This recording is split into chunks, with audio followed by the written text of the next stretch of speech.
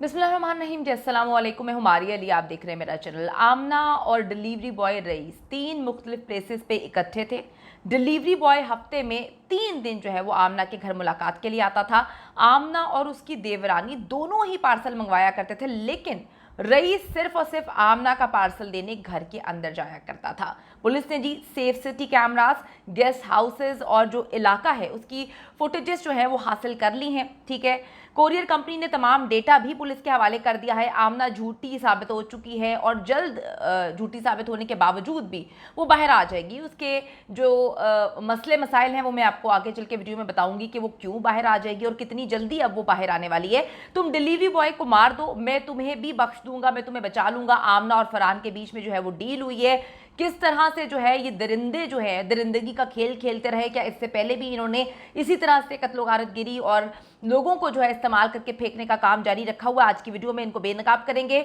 और जिसको लगता है कि ये मासूम है, बहुत ही बेचारे हैं और स्पेशली आमना बहुत ही मासूम है, तो वो इस वीडियो से दूर रहे, क्योंकि ये वीडियो उनके लिए नहीं है। क्योंकि ना तो आमना बेचारी है और जो लोग आमना को बेचारी बनाकर पेश करने की कोशिश कर रहे हैं वो एग्जैक्टली उसी की नेचर के मालिक होंगे और उनको लगता है कि अगर आमना पकड़ी गई है तो कहीं ना कहीं हम भी कभी ना कभी पकड़े जाएंगे। तो ये वीडियो उन लोगों के लिए बिल्कुल भी नहीं है। उन लोगों के लिए है जिनको लगता है कि एक खौफनाक क्राइम हुआ है, इतनी बुरी तरह तशद्दुद करके मारा है कि पुलिस कहती है कि हमारे रोंगटे खड़े हो जाते हैं जब जब हम जो है वो तसव्वुर करते हैं कि हमने किस हालत में लाश जो है वो लेकर आए हैं। आपसे रिक्वेस्ट है, अगर अभी तक आपने मेरे चैनल को सब्सक्राइब नहीं किया कर लीजिएगा, हमारी हौसला अफजाई होती है, वीडियोस भी आपको बर वक्त मिलती रहेंगी।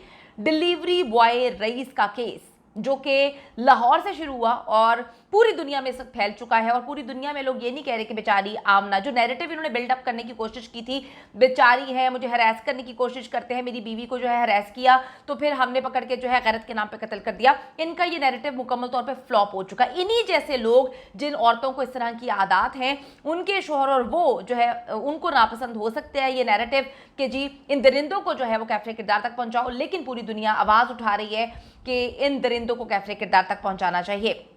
ऐसा ऐसा इस केस में अब ये बात जो है वो क्लियर होती जा रही है कि रईस को मरवाने वाली और कोई नहीं, सिर्फ वो आमना मक्कार लूमड़ी थी। तमाम प्लान आमना का था और पुलिस तफ्तीश अब केस को इस नजरिए से भी देख रही है कि रईस और आमना के दरमियान तनाजा आखिर था तो था किस बात पे। अब तक ये तफ्तीश जो हुई है, सबूत और शवाहिद जो हैं वो मिले हैं, उससे ये साबित हो चुका है कि आमना और रईस की दोस्ती और ताल्लुकात तकरीबन 1 साल के लगभग जो हैं वो उस वक्त से चलते आ रहे हैं। फिर अचानक अगस्त में ऐसा क्या हुआ कि इतनी भयानक तरीके से जो है वो दर्दनाक अजियतनाक मौत जो है वो रईस की किस्मत में आई।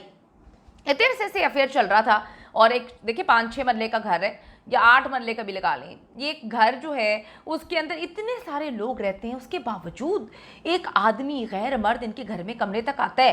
ऐसा कैसे हो सकता है कि आज तक किसी को पता नहीं था या पता चलने के बाद भी इसको इग्नोर किया जा रहा था, ये तो आने वाला वक्त ही बताएगा।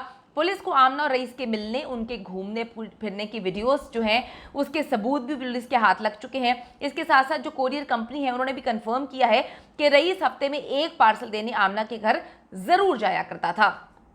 आमना साहिबा जो है उन्होंने एक कहानी सुनाई कि मेरे जो शौहर हैं वो गुस्से के बड़े तेज़ हैं, मेरी कोई बहन नहीं है, मैं कहीं बाहर नहीं जा सकती थी, फिर मेरी नाक भी घुसन मार के तोड़ दी, खून निकल रहा था। तो मेरे जो हस्बैंड हैं वैसे हमारा बड़ा ख्याल रखते हैं, पैकेज वगैरह लेकर देते हैं मुझे पार्लर का, लेकिन मसला यहाँ पर ये है कि मैं शॉपिंग जो है वो ऑनलाइन करती हूँ। तो जो शॉपिंग ऑनलाइन किया करती थी तो कोरियर कंपनी ने कंफर्म किया है कि एक हफ्ते में एक पार्सल जो है वो ज़रूर होता था और रईस का वो इलाका था तो वो एक बार तो ज़रूर जाता था। लेकिन पुलिस ने इन्वेस्टिगेशन जो की उसके मुताबिक ये हफ्ते में 3 बार उनके घर जो है वो आया करता था।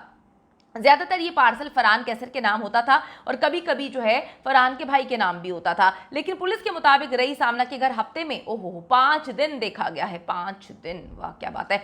मोबाइल की लोकेशन से इलाके की सीसीटीवी फुटेजेस और गवाहों के बयानात के मुताबिक रईस जो है वो बगैर पार्सल आमना के घर उससे मिलने जाया करता था। डेफिनेटली हफ्ते में अब एक पार्सल मंगवाती है तो अगर वो 5 दिन मिलते थे तो वो 5 दिन पार्सल कहाँ से लेकर जाएगा।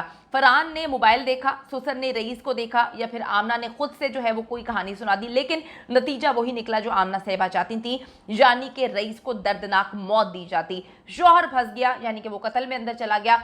उसकी यही कहानी है कि 2-3 महीने बाद मैं निकल आऊंगा, क्योंकि पाकिस्तान का अलमिया ये है कि हमारी याददाश्तें भी बहुत कम है और दूसरा जो है हमारा सिस्टम कुछ इस तरह से है कि दरिंदा जाहिर जाफर जो है वो 2 कोर्ट्स उसको सजाए मौत दे चुकी है, वालिदैन जो हैं वो तकलीफ और अजियत में दिन ब दिन कमज़ोर से कमज़ोर होते जा रहे हैं, लेकिन कोई लेना देना नहीं है भाई। अब सुप्रीम कोर्ट ऑफ पाकिस्तान ने अपील की भी है, पता नहीं उस दरिंदे जाहिर जाफर को कब जो है कब केस की सुनवाई शुरू होगी, कब उसको जो है वो मौत होगी। सऊदी अरब से सीखना चाहिए भाई, सीखना चाहिए। दोनों कज़न थे, दोस्त थे, एक को मारा, दूसरे को भी जो है उसको भी जो है सजाए मौत मिली। तो कहने का मकसद ये है कि जब सजा और जजा का निज़ाम नहीं होगा तो इस तरह के दरिंदे पैदा होंगे और इनकी अकड़ देखें कि हम तो बाहर निकल आएंगे। अब ये बाहर निकल आएंगे तो फिर हम कहाँ पे जाएं?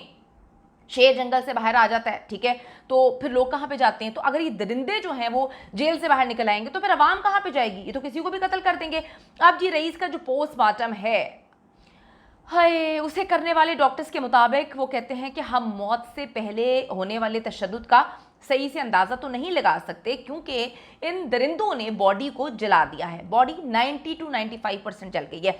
वो जो इस वक्त आमना के सपोर्टर्स आ रहे हैं कि वो उसको हरास कर रहा होगा, चलें 2 मिनट के लिए मैं मान लेती हूँ हरास भी कर रहा है। आपको ये हक किसने दिया कि आप पहले किसी की आंख निकाल लें, किसी के दांत तोड़ दें, जबड़ा तोड़ दें, पीछे से बुरी हालत कर दें, हड्डियां तोड़ दें, उसके बाद जो है उसको बेडशीट में लपेट के लेके जाके उसके ऊपर पेट्रोल फेंक कर आग लगा दें? आपको ये राइट दिया किसने? मतलब आप इसको जस्टिफाई करें ना कि किसने किसको जो है वो इस तरह से किसी को भी कत्ल करने का राइट दिया है। बीवी तुम्हारी अपनी मर्जी से अयाशियां करती है, ठीक है, चक्कर चलाती है, यहाँ पे जो है लोगों को बुरा लग जाता है। भाई सच सुनने की हिम्मत रखनी चाहिए इंसान को, ठीक है ना। मैं जेंडर बायस्ड नहीं हूँ, अगर आदमी करे तो पकड़ के जो है वो ज़मीन आसमान के कलाबे में मिला लो, औरत करे तो उसको कहो नहीं वो बेचारी थी, उसके पीछे जो सर्कमस्टांसेस, कौन से सर्कमस्टांसेस होते हैं भाई चक्कर चलाने में? कौन से सर्कमस्टांसेस होते हैं कत्ल करने में?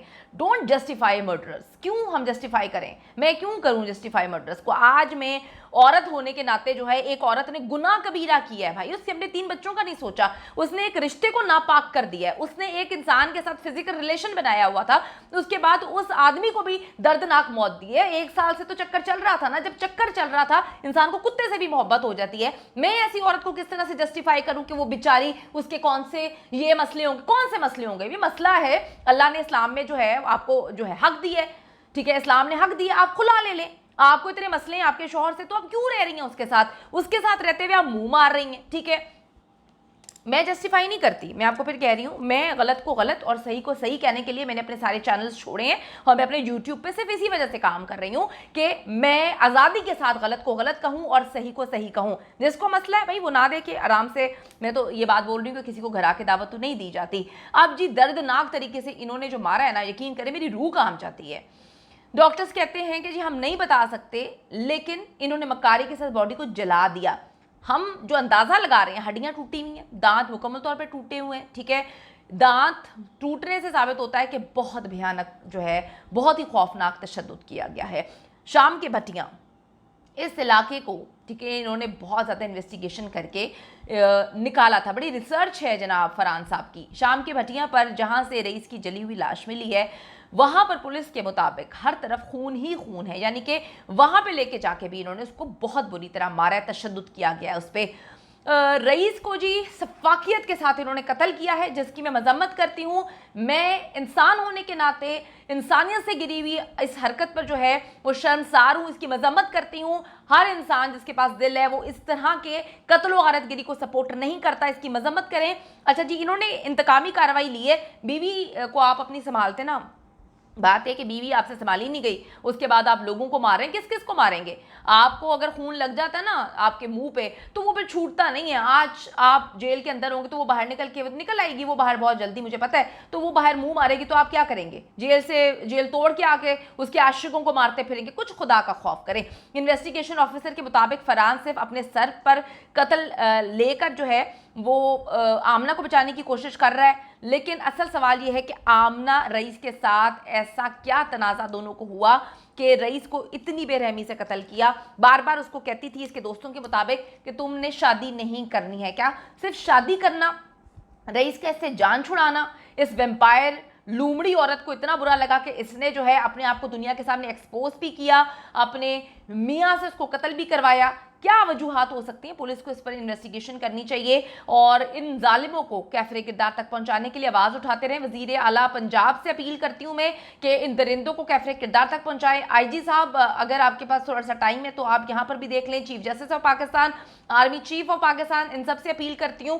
शायद आप लोगों के लिए ये मामला छोटा हो, लेकिन ये छोटे दरिंदे जो है ना, जब बाहर निकलेंगे तो इन्होंने जो दरिंदगी और सफाकियत से पूरे पाकिस्तान की बदनामी का बाइस बने हैं ना, अगर इनको सजा नहीं मिलती ना, यकीन करें हमारे सिस्टम पर लोग जो है ना थू थू करेंगे कि इतना कत्ल करने के बाद, इतनी सफाकियत दिखाने के बाद भी दरिंदे बाहर आ जाते हैं। इनको किसी सूरत बाहर मत आने दीजिएगा।